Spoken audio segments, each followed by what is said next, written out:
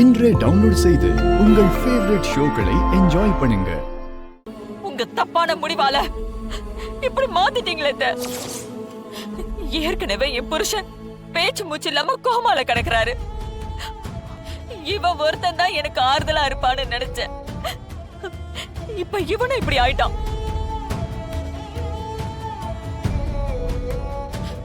இனி நான் வாடுறதுல என்ன அர்த்தம்? மீனா, கொஞ்சம் அமைதியாரு. மண்டபத்துல நடந்ததை பார்த்தல, அதெல்லாம் கை கட்டி நின்னு வேடிக்கை பார்க்க சொல்றியா? நான் சிபிக்கு நல்லதுதான் பண்ணிருக்கேன். உடம்புக்கு ஒரு நோய் வந்தா அதை சரி பண்ண கொடுக்கிற மருந்து கசக்கதான் செய்யும்.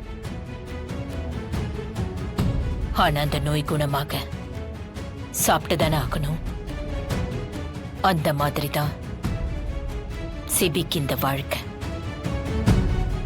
இப்ப சிபிக்கு வெறுப்பா இருக்கலாம், பிடிக்காம கூட இருக்கலாம். போக போக எல்லாம் சரியாயிடும். சிபி இப்படிலாம் பண்ணாம இருந்தாதான் நாம பயப்படணும். சிபி குணத்தை தான் சின்ன வயசுல இருந்தே பாக்குறோமே. நீ போ, இதுக்கெல்லாம் பயந்துட்டு இருக்காத. சிபி கோவத்துல பேசுறான், கோவம் தனியட்டும். நானே எடுத்து சொல்றேன். எடுத்து சொன்னா அவன் எல்லாத்தையும் கேட்டுப்பானா? இந்த கல்யாணம் அவனுக்கு மட்டும் இல்ல, எனக்கும் தான் பிடிக்கல. ஏ, இந்த குடும்பத்துல யாருக்குமே பிடிக்கல.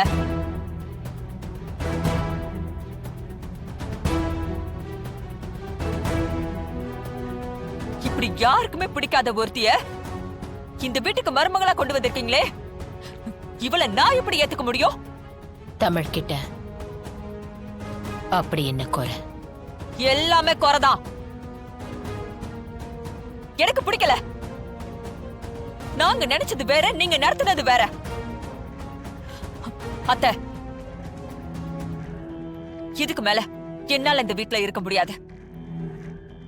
உங்க மருமகனா இங்க நான் இருக்கணும்னு நினைச்சா அவளை வீட்டை விட்டு அனுப்புங்க. ஒண்ணு அவ இருக்கணும், இல்ல நான் இருக்கணும்.